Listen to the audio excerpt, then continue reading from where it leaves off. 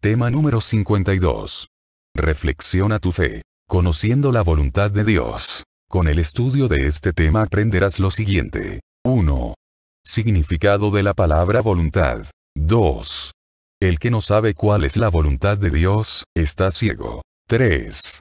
¿Qué es lo que Dios quiere de cada persona, es decir, cuál es su voluntad? 4. El deseo o la voluntad de Dios es nuestra salvación. ¿Y qué es la salvación? 5.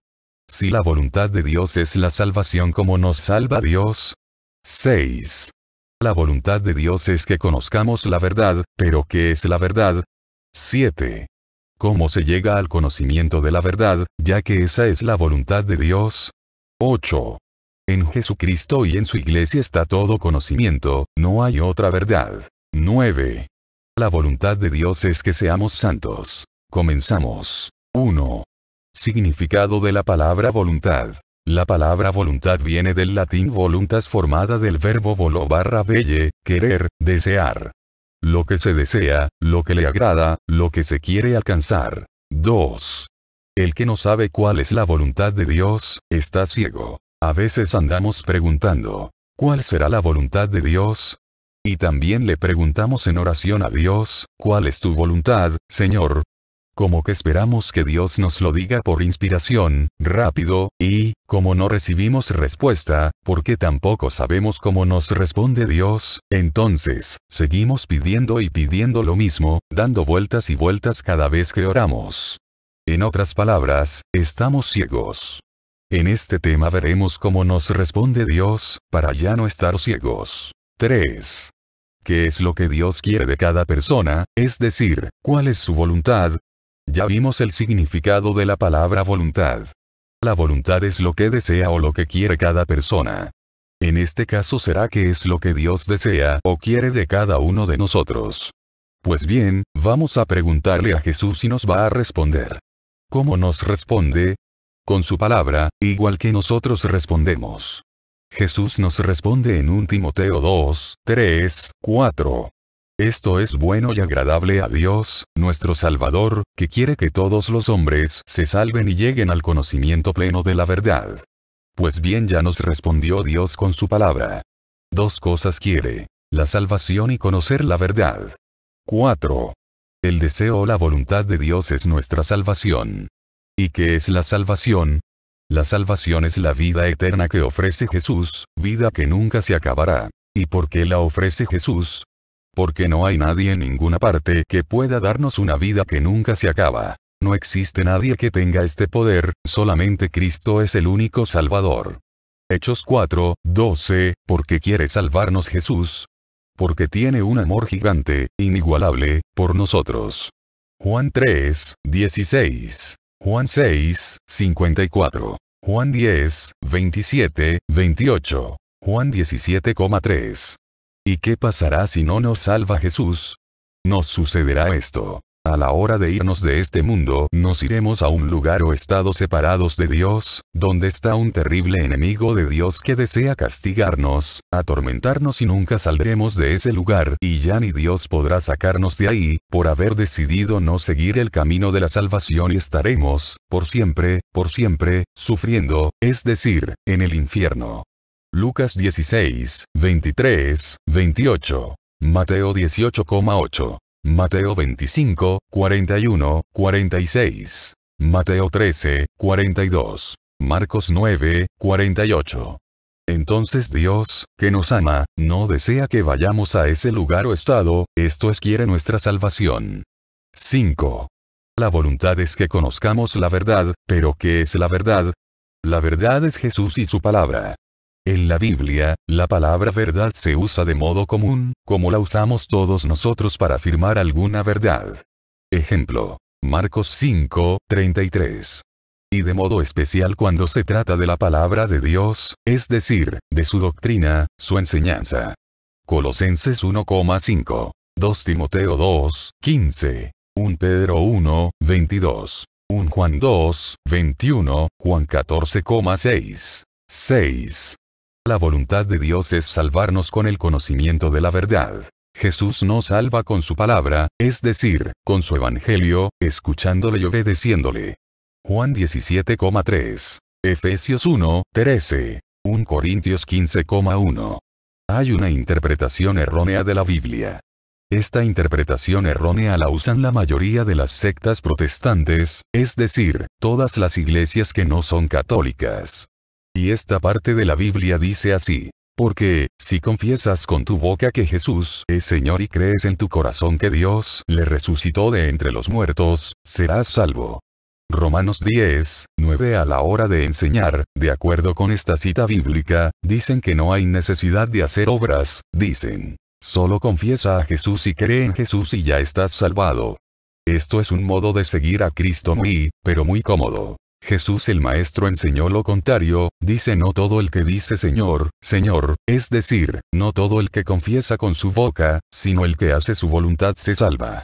Como ya vimos en Mateo 7:21. Entonces, ¿cómo debe interpretarse esto de Romanos 10,9? La interpretación correcta es confesar con la boca. Es estar convencido que hay que obedecer al Rey, a Jesús, en toda obra que nos mande hacer. ¿Y por qué dicen los que no son católicos, eso de que no hay que hacer obras para salvarnos? Porque en otra parte de la Biblia se lee que no somos salvados por las obras. Efesios 2:8-9. Esta parte se debe entender así. No es que nosotros hayamos hecho algo para que Jesús viniera del cielo a ofrecernos la salvación, sino que fue decisión de Dios enviarnos a Jesucristo para salvarnos. Ahora Jesucristo nos pide obras para recibir esta salvación. ¿Qué obras? Ser su discípulo.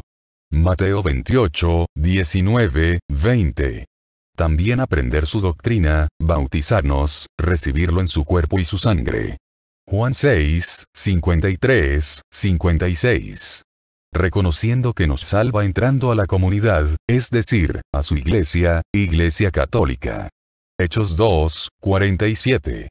Nos dice también que no debemos hacer divisiones, es decir, no salirse de su iglesia. Efesios 4:4-5-7. ¿Cómo se llega al conocimiento de la verdad, ya que esa es la voluntad de Dios? Como ya vimos, se llega al conocimiento de la verdad, escuchando su palabra, es decir, su enseñanza, siendo discípulos de Jesús. Mateo 28:19-20. Jesús da la orden de que todas las personas sean sus discípulos, que aprendamos lo que nos vino a enseñar. 8. En Jesucristo y en su iglesia está todo conocimiento. No hay otra verdad. Hay personas que son engañadas por muchos falsos profetas, o falsos maestros. Jesucristo, que es la verdad, nos lo advirtió. Aparte de los muchísimos pastores que dirigen las iglesias no católicas, hay otros falsos engañadores. A través de mi vida he visto cómo dejando la iglesia católica son enredados por los llamados gurús, palabra de origen pagano, o bien por los de la religión del hinduismo, religión que tiene ídolos. También por maestros de los grupos gnósticos, palabra que quiere decir conocimiento, los que practican el Reiki, la Santa Muerte. En fin, cualquier agrupación que ofrezca salvación pensando que hay más conocimiento de la verdad para salvarnos aparte de Jesucristo y su iglesia. El Espíritu Santo dejó la verdad completa a la iglesia de Jesús. Juan 16:13. Así que todo conocimiento de la verdad salvadora está en Jesús y en su iglesia, por eso Jesús dice: yo soy el camino, la verdad y la vida. Él es el alfa y la omega. Podíamos decir nosotros en español la y la Z. Apocalipsis 1,8. Apocalipsis 22:13. Con esto Dios nos da a entender que fuera de Él no hay nada. Así que Jesús es camino, verdad y vida. Quiso dejar esa verdad en su única iglesia fundada por Él, Iglesia Católica, Mateo 16:18, Juan 16:13. Por eso esta iglesia es base y columna de la verdad. 1 Timoteo 3:15, en esta iglesia está la plenitud de Él. Efesios 1:22-23. 9.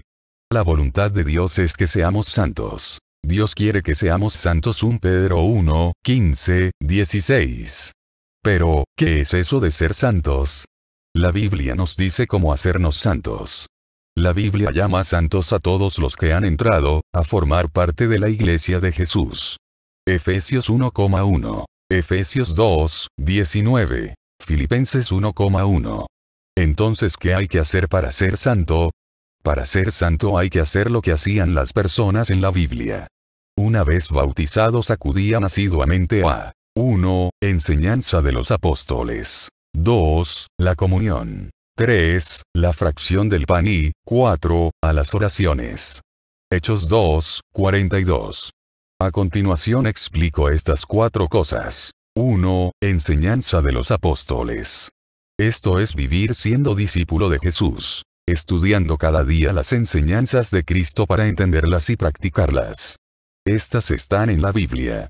Si hay cosas que no se entienden, es bueno consultar los comentarios que trae la Biblia católica, ver lo que dice el Catecismo de la Iglesia Católica, ir a centros de enseñanza puestos por la Iglesia, preguntar al sacerdote. No trate de interpretar la Biblia por cuenta propia, porque caerá en errores de interpretación. 2 Pedro 3, 19. 2. Comunión. Esto es estar unidos luchando para siempre, conservar esta unidad, un solo cuerpo, es decir, una sola iglesia, una sola fe, un solo bautismo y convivir con los demás miembros de la iglesia. Efesios 4,1 ss. 3. Fracción del pan.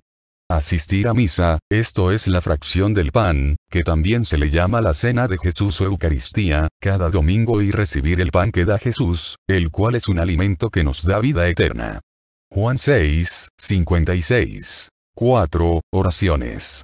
Hacer oración en comunidad y oración privada y en casa, es decir, oración diaria. A esto le podemos llamar santidad ordinaria, que se distingue de la santidad extraordinaria.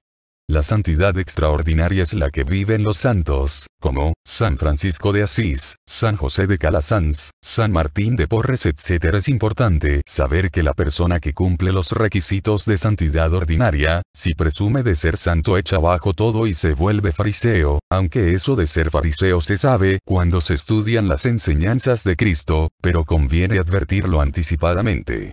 En resumen, la vida de santidad es una vida de esfuerzo y lucha de cada día contra uno mismo y contra el ambiente que nos rodea. Es un combate para estar siempre cuidando cómo actuamos, para cada día irnos superando en todo hasta nuestro fin en esta tierra. 1 Timoteo 6, 12.